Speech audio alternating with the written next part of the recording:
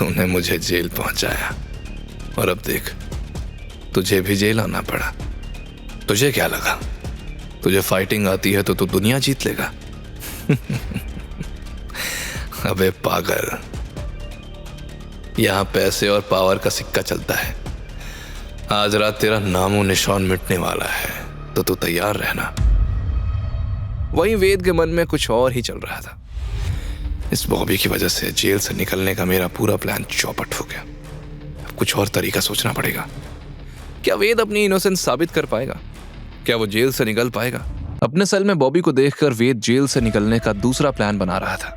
वेद समझ चुका था कि ये महज इत्तेफाक नहीं था। तब बॉबी ने चालाकी से वेद की तरफ देखा और धीमी आवाज में बोला, लेकिन किस्मत ने हम दोनों को पुराने हिसाब किताब पूरे करने के लिए मिलवाया है।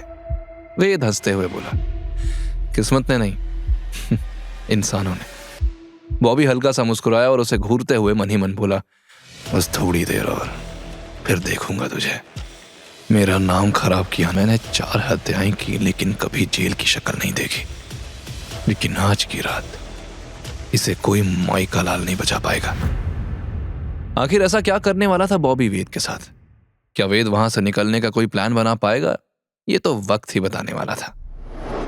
खैर, वक्त तो रायजादा परिवार का खराब चल रहा था। पेंशन के सामने तेजस सावित्री को गोद में उठाए खड़ा था और सिक्योरिटी गार्ड्स तेजस की तरफ बढ़ने लगे थे। तेजस की आंखों में गुस्सा था, लेकिन सावित्री की सेफ्टी उसकी पहली प्रायोरिटी थी। तेजस ने तुरंत सावित्री को पास की मार्बल बेंच पर सुरक्षित रूप से लिटाया और उनके सामने प्रोटेक्टिव स्टांस में खड़ा हो गया।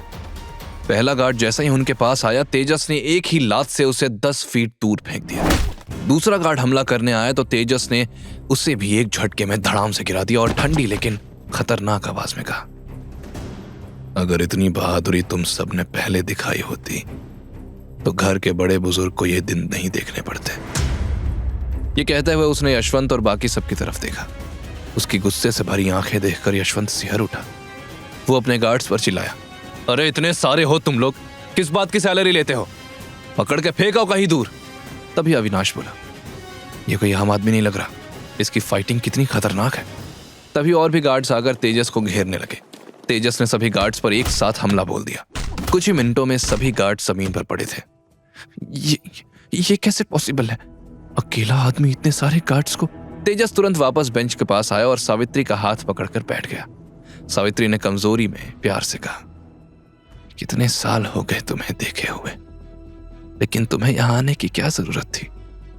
अभी हमारा मकसद पूरा नहीं हुआ। तेजस ने गंभीर स्वर में कहा, तुम्हें एक जरूरी बात बतानी है। तभी यशवंत को गुस्सा आ गया और उसने राघव को इशारा किया कि इस पर हमला करें।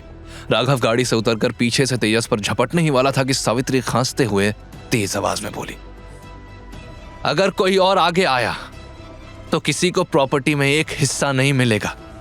मैंने पहले ही विल बदलवा दी है। यह सुनकर सबके होश उड़ गए। राघव ने अपने कदम पीछे ले लिए और यशवंत का चेहरा पीला पड़ गया। यशवंत घबराकर बोला, मां आप क्या कह रही हैं? आप विल की बात क्यों कर रही हैं? ये कौन है? आप इसे कैसे जानती हैं? सावित्री ने कमजोर आवाज में कहा, गार्ड्स को रोको अभी।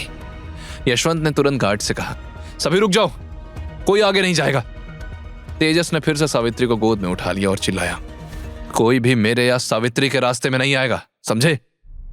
राघव गुस्से में बोला, तुम्हारी ये हिम्मत कैसे हुई कि हमारे घर में आकर हमें ऑर्डर्स दे रहे हो?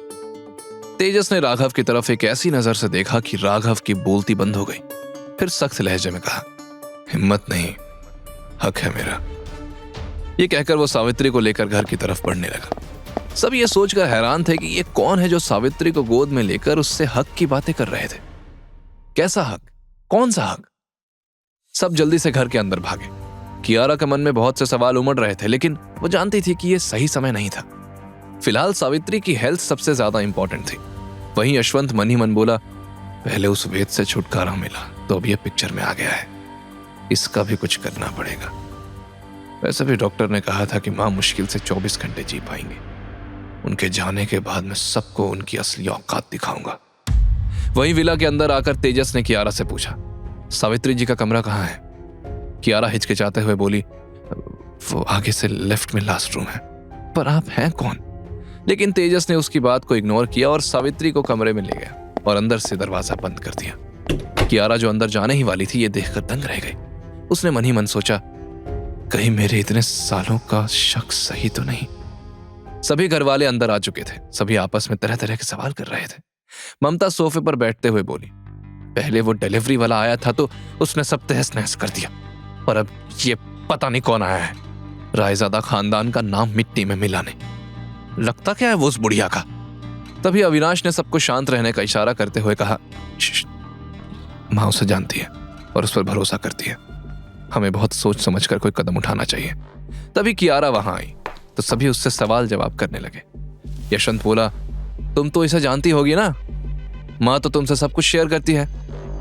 कियारा ने नाम में सर हिलाया तो राघव तंज कसते हुए बोला, इसे तो अपने पति के बारे में कुछ नहीं पता है, तो इस अनजान आदमी के बारे में क्या पता होगा।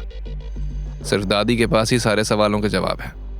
देर रात तक तेजस सावित्री के कमरे से बाहर नहीं आया था और सारे घर वाले बेचैनी से बाहर इंतजार कर रहे थे, लेकिन किसी की हिम्मत नहीं थी कि कोई कुछ बोले, क्योंकि उन्हें डर था कि कहीं सावित्री उनसे प्रॉपर्टी का हक न छीन ले। दूसरी तरफ कांस्टेबल रवि चाय के टपरी में बैठे कुछ सोच में डूबा हुआ था। वेद की बातें उसके दिमाग में घूम रही थी। वेद ने जो कुछ कहा था, अगर वो सच है तो फिर एक चांस लेने में क्या जाता है। फाइनली उसने एक फैसला लिया।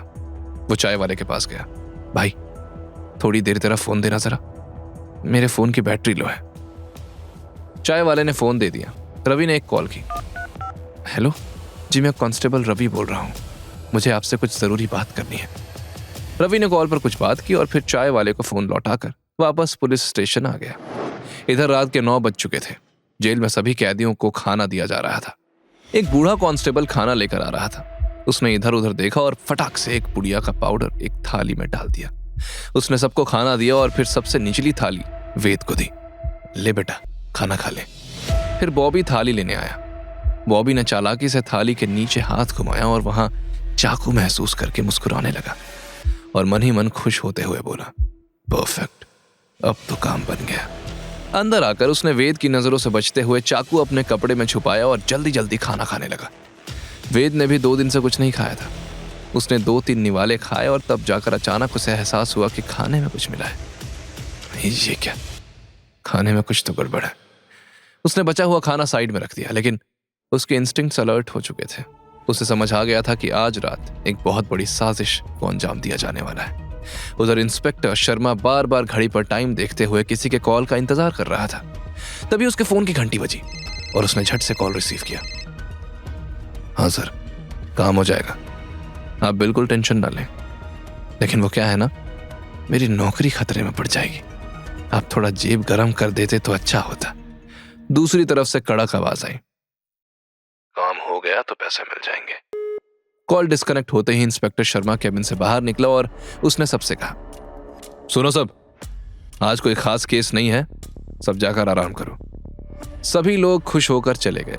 अब थाने में सिर्फ इंस्पेक्टर, कांस्टेबल रवि और एक बूढ़ा कांस्टेबल बाकी थे। इधर वेद को बेहोशी सी फील होने लगी। ये क्या हो रहा है मुझे। वेद को तेज नींद आने लगी और वो वहीं लुढ़क गया। बॉबी उस पर काफी देर से नजर रखे हुए था। जैसे ही उसने वेद को लुढ़कते देखा, अपने कपड़ों से चाकू निकालकर धीरे धीरे वेद की तरफ बढ़ने लगा। अब देखता हूं तू कैसे बचता है। आगे की कहानी जानने के लिए देखें अगला एपिसोड सिर्फ पॉकेट एफएम के YouTube चैनल पर, और के फॉर किंग के सारे एपिसोड्स को सुनने के लिए डिस्क्रिप्शन में दी लिंक से डाउनलोड करें पॉकेट एफएम ऐप।